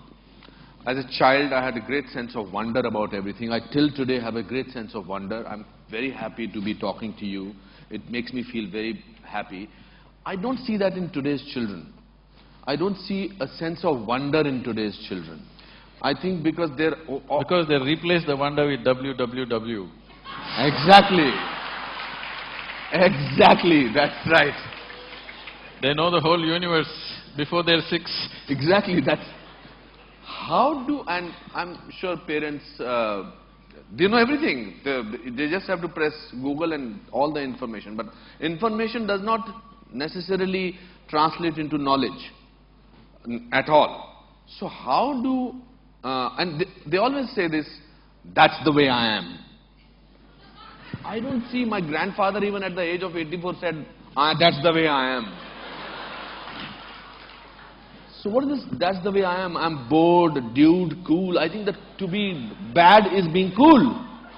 If you say I'm a good man, he's a boring man. Usually they are.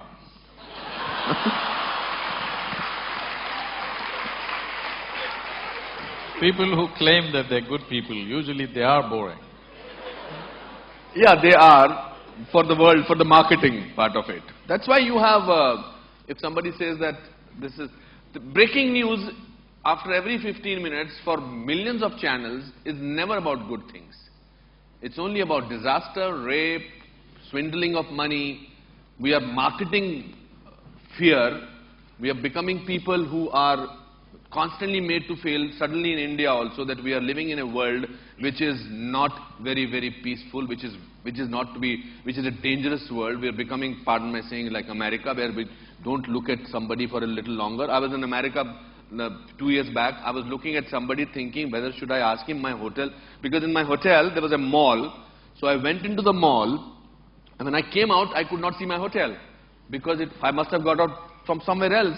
So I was looking at somebody to ask him whether should I ask him where my hotel is. So he said, what are you staring at? I, being an actor, I said, am I staring at you, sir? I'm sorry. I did not know I was staring at you. Poor fellow actually dropped me to my hotel.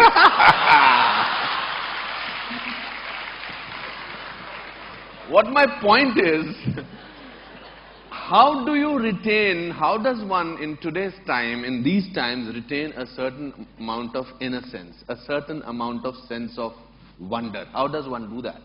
Especially this is for parents whose children do not have that, unfortunately. See, now there are 2 things you said, wonder and innocence. Wonder does not necessarily come from innocence. Okay. See, for example, science, modern science, has done phenomenal amount of exploration. They've gone to places, they've gone into things that we would have never thought possible, all kinds of things. When you were a child, you definitely looked up at the sky, isn't it? Absolutely. Did you ever count the stars? I used to do that in You Simla. tried. There was nothing to do. How far did you go? Oh, no, nothing. I could not go beyond 100 or 200. So I meticulously sat down on the terrace, counting, trying to make, segments of the sky and trying to count. I've gone up to 1700, and then you get mixed up. What was there is not there, what was not there has come, it gets all mixed up. But today, that itself was wonder. 1700 just blew my mind. Today scientists are telling you there are over 100 billion galaxies, not stars, 100 billion galaxies. So as you explore, as you know, the wonder will increase because you realize the nature of the existence, then wonder will just explode. Scientists are so freaked now, they don't know where to go, which direction to go, because wherever they look, it is looking deeper and deeper than ever it was. Something as simple, just on your facial skin right now, there are 18 billion organisms. Do you know this? Don't imagine them, they're actually there. But you can't see them, that's good. I'm saying as we look closer at life, it's just exploding into wonder. So wonder is gone not because of lack of innocence or because of innocence, because what we call as knowledge, stupid conclusions about life. Today people are carrying their attention deficiency like a qualification. See, existence will yield to you only if you pay attention to something. Anything in this existence will yield to you only if you pay substantial attention to it. But now people have become like this. They can't look at anything, everything is check. Now in this condition, there will be no wonder, only conclusions in your head. There is no perception, there is only, monologues going on in your head. There is no perception. If there is perception, all noise in your head will just stop. If you're looking at something absolutely beautiful and engaging, everything stops.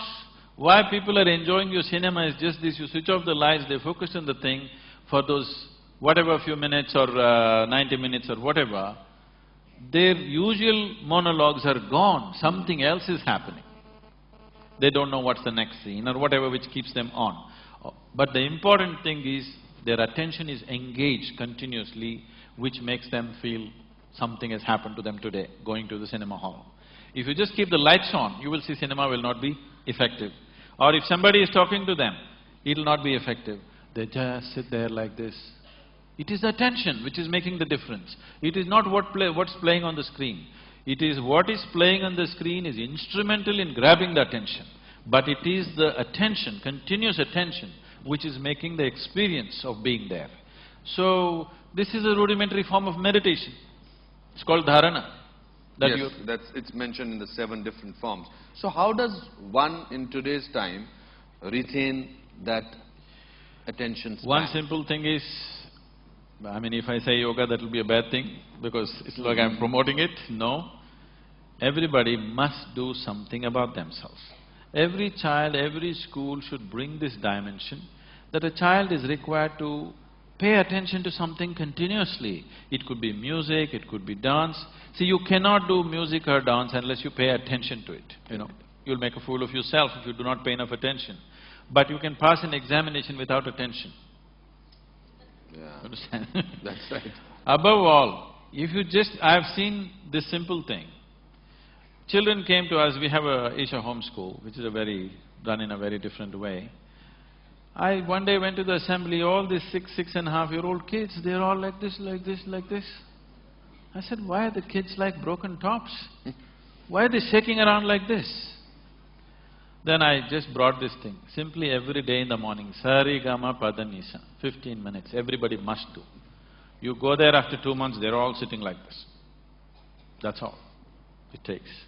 if you just make them walk in the forest in the night, one night, okay? In the darkness, you just make them walk, you will see they will become like this. Their ability to pay attention will become like that. Their sense of wonder will explode. You just take them into the jungle, make them walk for a night without torches, without cell phones, without anything, in a protected atmosphere, you will see within one night, there will be a tremendous transformation in the sense of wonder in the child's life. But we are making them physically incapable of these things. Sitting just in front of the computer, they're becoming physically incapable. When physically it hurts, they will protest, they'll not do anything. So it's something that parents must take care of. Bringing up your child does not mean just sending him to school and getting marks and grades and nonsense. Your child in body and mind should grow up to full capabilities. That is when it will manifest in his life as success. Just marks will not manifest as success. For that, parents also have to be… Of course. Peaceful and restful. Do you get angry? You want me to right now? It's not that I'm incapable of anger, I'm capable of everything. It is just that I have not given this privilege to anybody that they can make me angry, they can make me happy, they can make me unhappy, they can make me miserable. I have not given this privilege to anybody.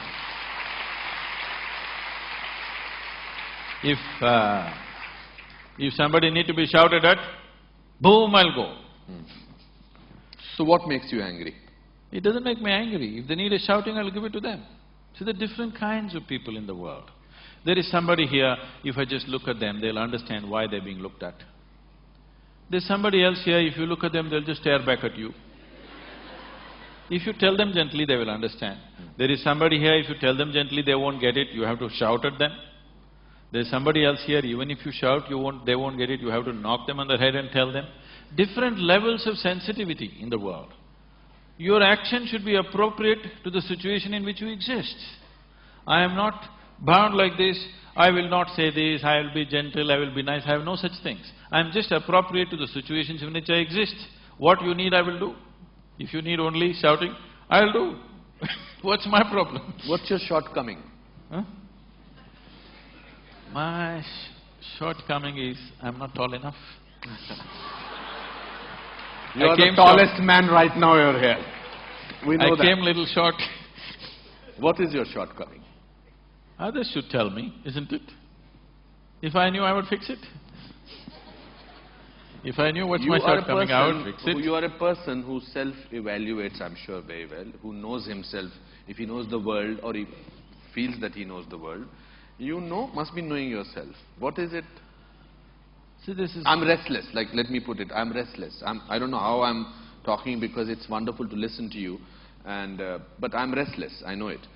So I think it's a shortcoming, I need to settle down. What is your shortcoming? See, it's very difficult to explain this because you're looking at, okay, as a person everybody has pluses and minuses like this. It is not that I am all plus, no minus, I'm not thinking like that. It is just that it's very strange. I'm not really a person, that's my problem. I can, in any given moment, I will just make myself as it is necessary for that situation. Sometimes, if it's not successful, I will adjust it a little more. So it's just that I'm made like this. If I sit like this by myself, I don't have a single thought on my mind. If I sit… sometimes I shut my doors for 4 or 5 days, I don't have a single thought. I don't look out of the window, I don't read, I don't do anything. So, I don't have a personality as such. So, I'm neither plus nor minus, I'm just like, at this moment I have to make myself up, okay, how should I be right now? How are the people around me? Accordingly I am. Otherwise, maybe in certain moments or in certain situations, I might not have succeeded as well as I could have because I did not grasp the situation at that moment, as I should have. But what is the plus in me, what is the minus in me? First of all, I don't know where is me, because I make it up. You also make it up, you're an actor. But I don't act, I really make it up. And everybody is making it up, but they believe it's true. I know it's not true. So, I don't know how to add pluses and minuses to me when I don't exist as a person. When was the last time you cried? Every day. Not out of ecstasy, but out of feeling for somebody. Every day, I would say. Out of compassion, out of… That's what just now, see, I'm like this. If I step on an ant, tears may come. If my mother dies, I'll simply sit there stoically, without a teardrop coming out of my eyes. Not because I have nothing for her. It is just that… it's very difficult to explain. When I want, I can go. When I don't want, I just keep quiet. So right now, Pallavi was playing that movie. I just saw those kids. I know every one of them in the village. They've all grown up now. This is some 4-year-old shot. I was just there 2 days ago and these kids were all over me. So when I looked at them, naturally a teardrop comes to me. Then the photographers come, I just suck it back. Okay? So I'm saying everything that happens within me, I've 100% made it a conscious process. If I want right now, I can go into tears. If I want right now, I can laugh. If I want, I can just sit still here without doing anything. You can make a very good actor then. If you are so controlled with your emotions that you can… Right now I can see tears in your eyes. No. No, I mean, if we go into the close of Sadhguru, we know that. So you were while talking. So… What is… do you feel lonely? Lonely? I've never been lonely. Okay. Because the Creator has never left me alone for a moment. I suddenly felt a sense of loneliness in you, in this fraction of a second. The Creator has never left me alone for a moment. Who is the Creator? He's not left anybody alone for a moment. It's only because it's throbbing within you, you're alive, isn't it? Either you're conscious of it or not. You said just now that your Creator has never left you alone. Yes. Who is that Creator? What do you mean, who? There is creation. My first question was… There is creation, right? There is creation. Did you create it? No. No. So something obviously created it. The thing is, being human, you want to draw a human picture. Who is that? That's not the point. Here within you, it is in the human form. If there is a dog, it's in the dog form. If it's an ant, it's in the ant form. If it's a tree, it's in the tree form.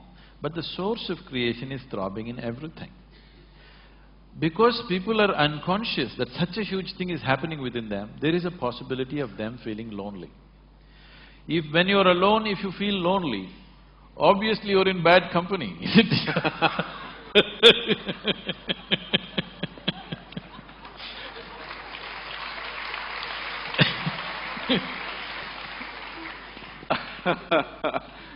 It's a great journey to be talking to you, I must say. If you have to describe, before we go to the questions to the audience, if you have to describe yourself in one word, what will that word be?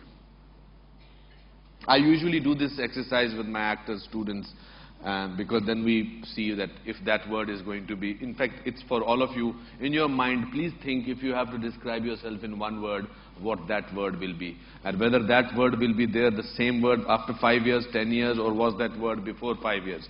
So if Sadhguru has to decide, and if he has to, tell me to describe himself in one word, one that… apart from mystic. Okay. Would you consider wildlife as 2 words or 1 word? What is the word? Wildlife. It's… for you it's 1 word. 1 word. So life, uncultured, uncultivated, just wild and as it is. That's me. You're very warm also. Just life, nothing else. It's been very enriching talking to you. I must say that I feel rich. Okay, so questions from the audience? Yes, ma'am, in the red dupatta. Sorry, I don't know your name. You can tell me your name. Sorry? Sushmita. Okay, there's a mic coming for you, Sushmita.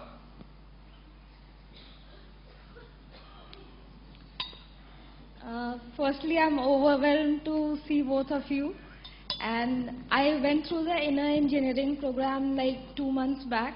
I'm very thankful to Sadhguru for it. My question is related to what Sadhguru just said, that if we want to bring the difference in India, we all need to step out and do things on our part. So recently I was in a village of Bihar. I was doing things, I saw people there, we were finding out about the schemes there, that whether they are reaching the people or not. But the thing is, when I explain that to other people, they are very negative about it. Like, whatever you do, nothing is going to change, the system is not going to change. How do you change that kind of attitude? That question is to you. I am only the question. I think if I have to answer that question, since he allowed me to do that, I think you have to carry on. You don't get bogged down by people. You cannot get bogged down. Even if you are alone, you must carry on. There's an incident that I went through when I used to work for Dilkush Special School for Mentally Challenged Children. Sister Dolores, who was a Spanish nun, I told her that I want to teach here, but don't tell anybody because they will think that I'm doing it for publicity. So she said, then don't do it. I was a little surprised. She said, out of 100 people, if 4 people believe you, for us those 4 people are very important. So I just want to do that. That's what I... See, not possible is a normal vein everywhere. Not possible, not possible. What is possible and not possible is not your business. That's nature's business. Your life is about doing what you really care for. Whether it's possible or not possible, why the hell are you concerned about it? That is nature's business. Nature will decide what is possible and not possible. Your business is just to work for what matters to you. If you don't do what you care for, if you do not create what matters to you, why are you living your life? What is the point of existing here if you're not doing what really matters to you? If you're doing some other rubbish which is safe, what is the point? Your life is worth it only if you're creating something that you care for, isn't it? If you're not creating what you care for, it's a wasted life before you live it. See, when we moved into the ashram in Coimbatore about 18 years ago, next to us is a rainforest. It's very rich and fantastic, but this particular hill right behind our ashram all the big trees were taken down in this one hill alone, because there was an illegal furniture industry right opposite to where we are, and we had to buy that out and dismantle it. They had removed all trees in this except the smaller ones. So in summer times it'll get brown and it radiates heat, and ashram temperatures would be at least 3 degrees to 4 degrees sometimes warmer than Coimbatore city. So I told our people, I think we should plant this mountain up. They said, Sadhguru, mountain planting? You made us do all kinds of crazy things, but planting up a mountain. Then I came with a simple formula. I said, you are not going to take plants and plant it, we will just do it this way. I created a contraption with which they poke. The main thing is why people have done it before and it doesn't work. Why it doesn't work is, they have set mindsets. They're not looking at… See, because you're not passionate enough, so you don't look hard enough. You plant a seed in the forest, animals walk on it, it gets plastered, black cotton soil, no seed will ever sprout because it gets hard.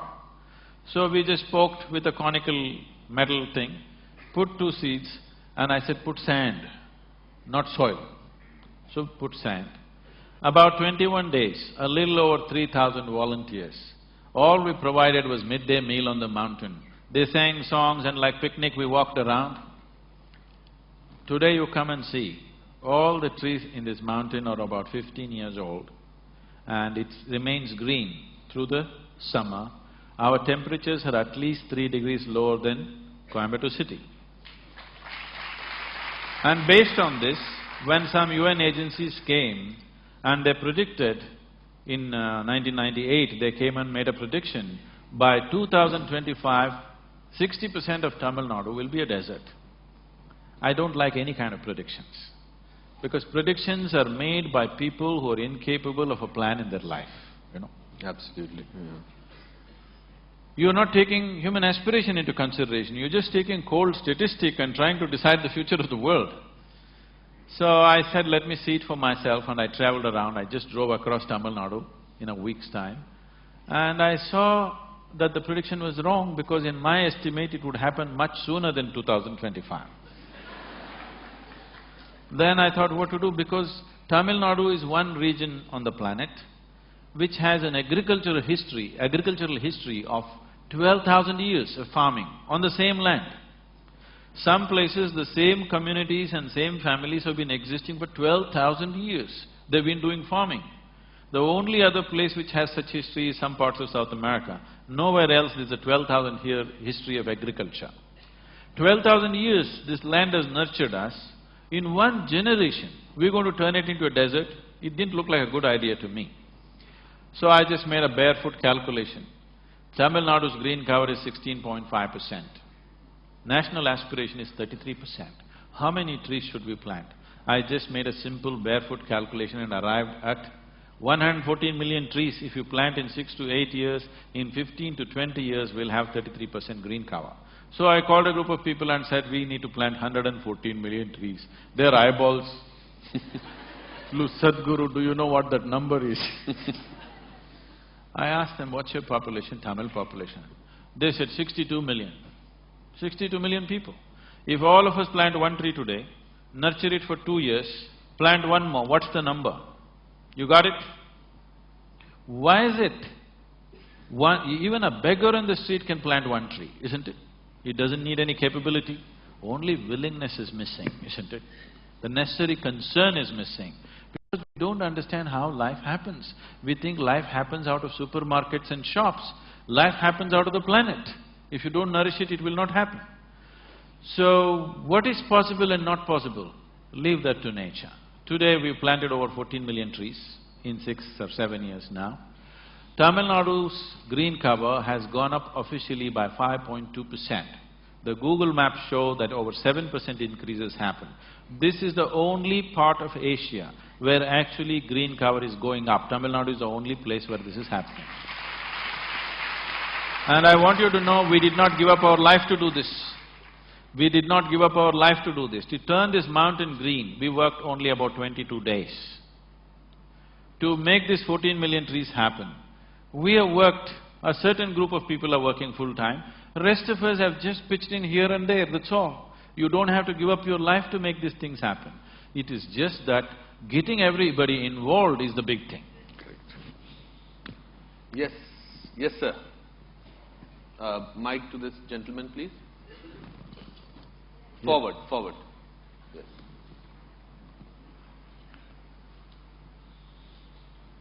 Namaskar, Sadhguru. So my name is Kamal. I'm a 42-year-old professional. I work in a… Little closer to the microphone. I work in a complex technical environment, so just so there's some perspective. So here's my take on it so far. It's a really big rock of millions of rocks that are floating around out there. It's not… Can you keep the mic closer to your face, please? That's right. There's one big rock that we're on. It's one of millions of them floating out there.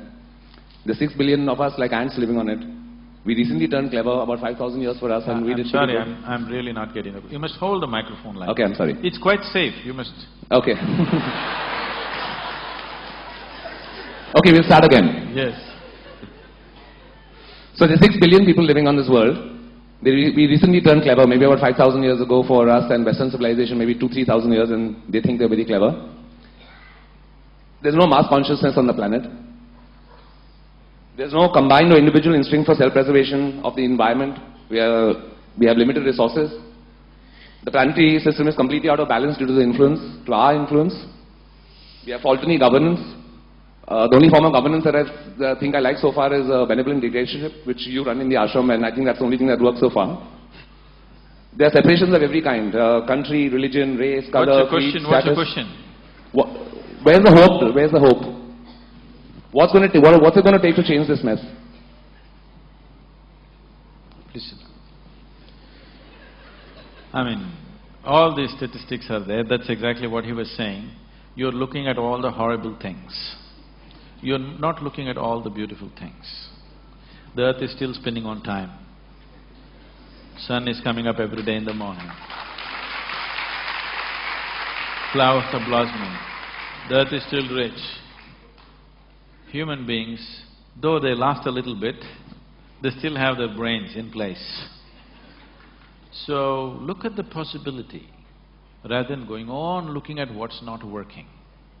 I am not saying we should not understand what's not working. Yes, we have to understand what's not working. But don't fill yourself with that.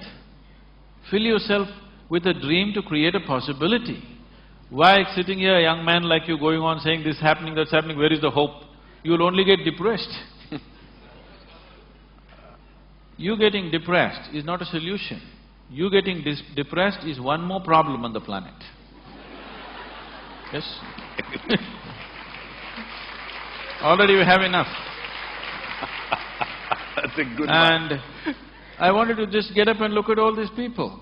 They're nice, healthy, vibrant people. It is just that life has not hit them hard enough to get up and do something right now. And apart from that, their daily grind is keeping them so busy, their own family, their own home, their own children, their own stuff is keeping them too busy for them to be going out and doing something. If you create an opportunity, I'm sure any number of them will participate. We have not created sufficient fora which is straight enough, sincere enough for many people to identify themselves with. This is exactly what we've been trying to create in South India, that first thing is brutally cleanliness. Cleanliness will not come easily, I want you to understand. When 10,000 people gather, a few million people gather, to keep the place clean, clean of corruption, corruption does not mean somebody has become an official or a minister and taking money from somebody. Small things, you know, you push the neighbor's child and want to push your child in the front. That's where it starts. That's where it starts. And it is just a question of how powerful you are, that much you push. People who are powerful, when they push, it is visible. When you do it, you think it's all right. No. So this corruption starts. To keep this clean, you have to be brutal. People in the book are writing, I'm very compassionate. Most of the day I am horribly brutal, chopping down people for small things that went off the line. If we did not do that, you would not see the atmosphere that you see in the ashram. You do not see the cleanliness that we see in our movements. Though millions of people are working, they function like this. 1 rupee will not go unaccounted. So, this will not come easy. Brutality. Every day what I do is not compassion, not love, just brutality, really. Wonderful. Also, there's a very beautiful line which says that failure is an event, never a person. So, I think you have your answer. And as Sadhguru said, let's not have one more problem on the planet. Yes, please. Kiranji wants to ask a question. Yes. I'm sure it's for him. Not for me. It's not working.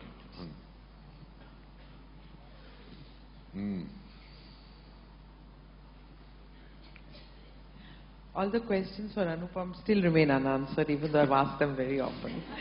So I won't attempt it again. But I want to say that I'm very privileged to finally see you in person, and have been wanting to do so for many years, but somehow it has never been able to, it hasn't happened. Your book, Mystics Musings, which I read many years ago when I lost my brother, my younger brother, and it was a great tragedy in the family and something that I was finding very difficult to cope with. It gave me great amount of courage and made me feel much better. I don't know why it did. Maybe some works of philosophy take you into a realm where you're supposed, where it just makes you feel better that you're just a part of a greater design and nothing to feel so sorrowful about. Also, it talked a lot about spirits. It talked a lot about life being a continuous process. So there are about 100 questions I want to ask you, but there's one thing I've been very curious about after reading the book.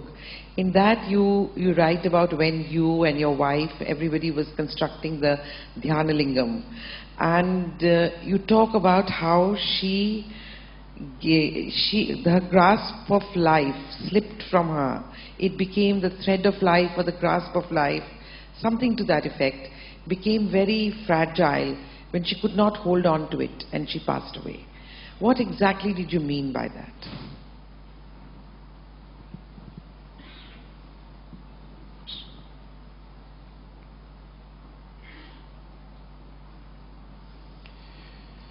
See, the life within you,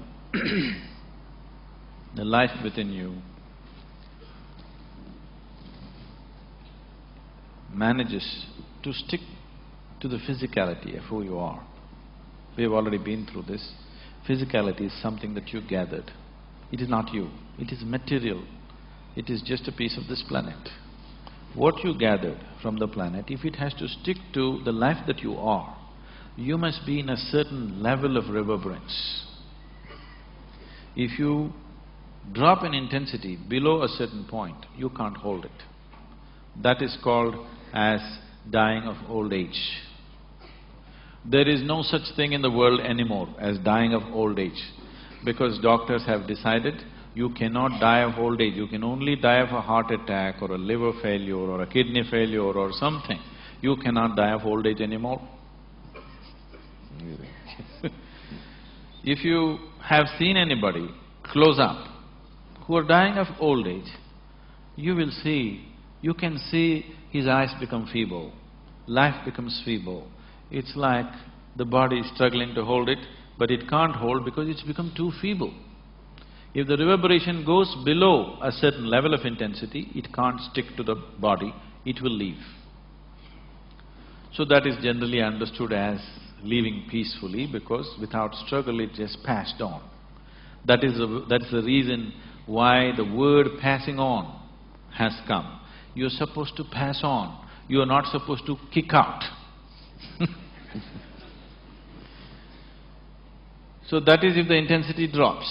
Another way to live is you raise the pitch of life's intensity to such a pitch, it went beyond normal pitch, then also you leave the body. So spiritual sadhana is trying to get the pitch of your life to the highest point, because only if the intensity of life is high, it's like the voltage is high, that's why the lights are bright. If your voltage is low, the lights will be dim, your awareness will be dim, your perception will be dim, all you will know is just survival process. So you want to pitch it up. So when you pitch it up beyond a certain point, there is always a danger that you will slip out. So we will fix certain things. We will fix certain things when a spiritual aspirant is progressing with a certain rapidity, we will fix the body in a certain way so that that cannot happen. Just yesterday I was, at the ashram satsang when we were there, one lady asked why women are asked to wear, the toe rings. What do you call this in Hindi? The toe ring, not toe ring, you're not yeah. wearing. Bichwa. Yes. So it's called mettu in South. Why women are asked to wear toe rings when they get married? Because marriage was supposed to be such a huge experience that they could leave the body. At the age of 8, they would marry them. They will never see each other till they're 14 or 15. But emotionally, psychologically, she is cultivated to believe that her husband is like God. When she meets him, life will explode. That possibility in the child's mind has built up. When she is physically mature, she is brought into marriage. Because in this country, in this culture, there is no business, there is no marriage, there is no child, there is no family. Everything is just a tool towards your liberation and mukti. You get married because you want to use that as a tool to your liberation. You raise children because you want to use that as a tool to your liberation. You become a sannyasi because you want to use that. It does not matter what you do. Everything is towards your mukti or liberation. Because of this, they nurtured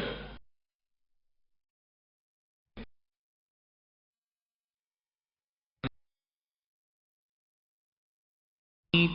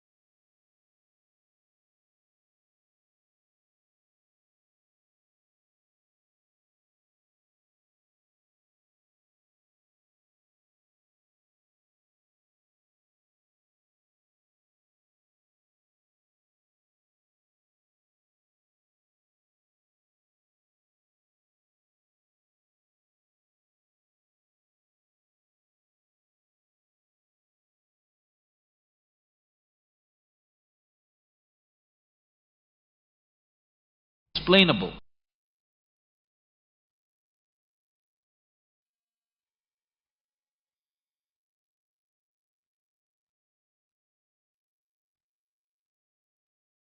Matter, you marry and you feel an ecstatic sense within you simply because of the union within yourself, not because of what somebody else is doing.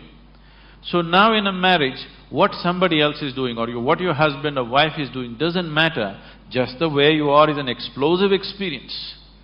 This is how a lot of women lived in the past, because the process was very scientific and it was done properly. So they put this metal on the toes and also on the ring finger always, because if there is metal on certain strategic places in your body, you will not accidentally leave your body. So when you do spiritual sadhana, when we notice somebody is becoming very intense, first thing is, I will give them a simple copper ring, which they must wear and they cannot remove without you also. They must wear and they cannot remove without permission. Because if this simple metal is on the ring finger, when they get into certain states of exuberance, by accident they will not slip out of the body. So she got into such exuberant states. Naturally, certain little bit of jewelry things were there. These things were never discussed till that point. The many things I refuse to discuss because devices will work well only when people do not know how it works. So we just put it on people, we never explain. But when this situation happened, I had to explain what happened. She sat there on a full moon day evening with everybody. There were people around, and after 5 minutes, it is in the shrine, she got up and went. My eyes are closed, I knew she got up. I got little irritated, because nobody ever gets up once they sit down. Till we say it is time, nobody ever gets up. And of all the people, my wife getting up and going, little irritation in me. Why is she getting up of all the people? Then I ignored it and I sat down. After 5 minutes, she came and sat down. In another 7, 8